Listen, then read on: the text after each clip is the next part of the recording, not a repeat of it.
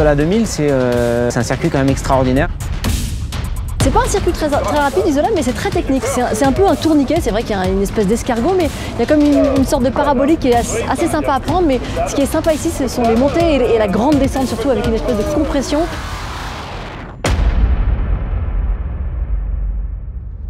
Puis après, une partie très lente, une partie très technique, l'escargot au milieu, c'est très compliqué à gérer parce qu'il faut maîtriser sa dérive, maîtriser sa vitesse mini et puis quand même trouver la motricité pour ressortir de ce virage qui est très lent. C'est technique, donc il faut pas se planter. C'est tellement serré entre nous tous, il n'y a aucun droit à l'erreur dans aucun virage. Ici, il faut être très précis.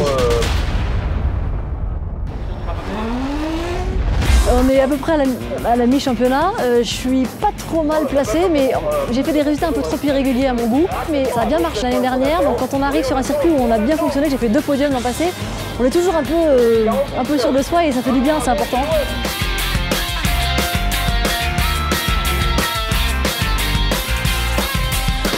Le trophée Andros, c'est vraiment une discipline à part.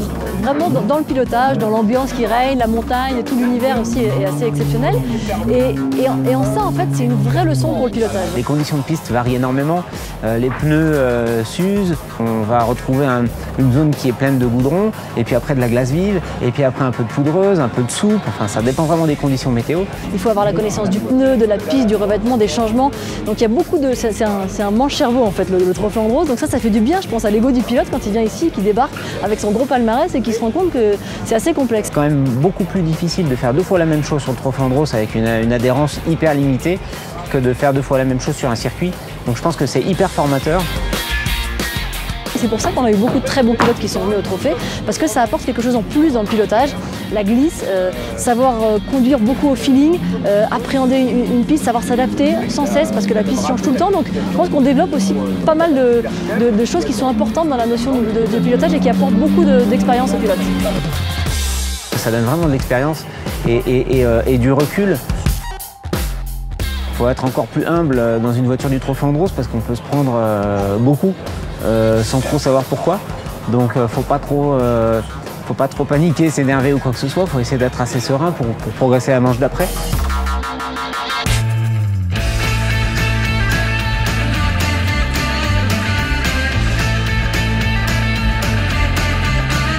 Ça apporte beaucoup aussi sur le pilotage. Moi, si je faisais pas le trophée Andros, j'en serais malade. C'est-à-dire que passer un hiver, ça fait sur 15 ans, j'ai fait 13 trophées Andros.